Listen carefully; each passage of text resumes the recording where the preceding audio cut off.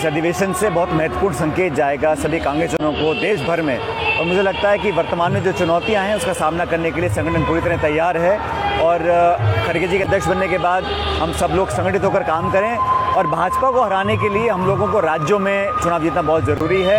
ये संकल्प लेकर यहाँ से सब लोग जाएं कि भाजपा को हराने के लिए एकजुटता से काम करना होगा और देश में एक नई ऊर्जा पैदा करने की। नमस्कार, न्यूज राजस्थान आप देख रहे हो। मैं हूं आपके साथ मनीष चौधरी। आलाकमान की तारीफ कर पायलट की राहें मुश्किल करेंगे सीएम अशोक गहलोत। अगली रणनीति क्या होगी? क्या पायलट बनेंगे मुख्यमंत्री? आज पायलट की बात होगी। सचिन पायलट राजस्थान की सीएम कब बनेंगे, ये सवाल कई लोगों के मन में है और पायलट समर्थकों को इस पल का बेसब्री से इंतजार भी है। कयास लगाए जा रहे थे कि 25 सितंबर को पायलट को सीएम बनने को लेकर महज औपचारिक ऐलान होना था, लेकिन कांग्रेस विधायक दल की बैठक का बहिष्कार करके गहलोत गुट ने पायलट के सर से ताज छीन लिया।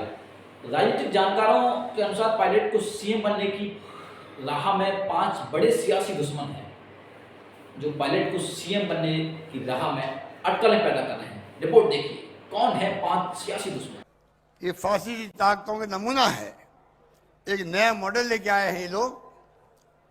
नरेंद्र मोदी जी, अमित शाह जी चुनी सरकारों को कैसे हॉर्स ट्रेडिंग करके गिराए हैं, चाहे मध्य प्रदेश हो, चाहे वो कर्नाटक हो, चाहे वो महाराष्ट्र हो, और गोवा की मणिपुर की घटना भी आपको मालूम है।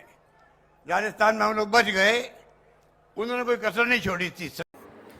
सचिन पायलट राजस्थान की सीएम कब बनेंगे, यह सवाल कई लोगों के मन में है। पायलट समर्थकों को इस पल का बेसब्री से इंतजार है।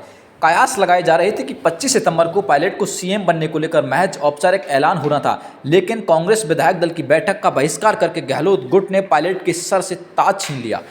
राजनीतिक जानकारों के अनुसार पायलट को सीएम बनाने की राह में 5 बड़े सियासी दुश्मन हैं जो उनकी राह में मुश्किलें पैदा कर रहे हैं।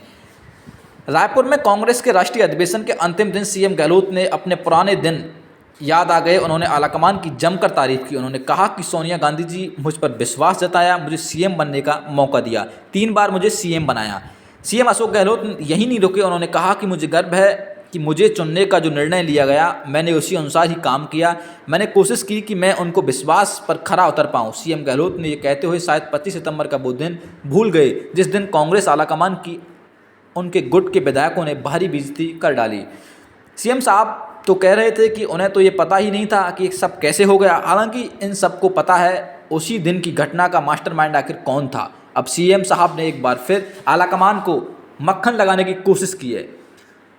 लगाए जा रहे थे ये कयास लगाए जा रहे थे कि राष्ट्रीय अधिवेशन के अंतिम दिन गहलोत पायलट को लेकर आलाकमान कोई फैसला ले सकता है। तो क्या उसी डर का परिणाम है कि सीएम गहलोत कांग्रेस आलाकमान की तारीफ में कसीदे पढ़ रहे हैं?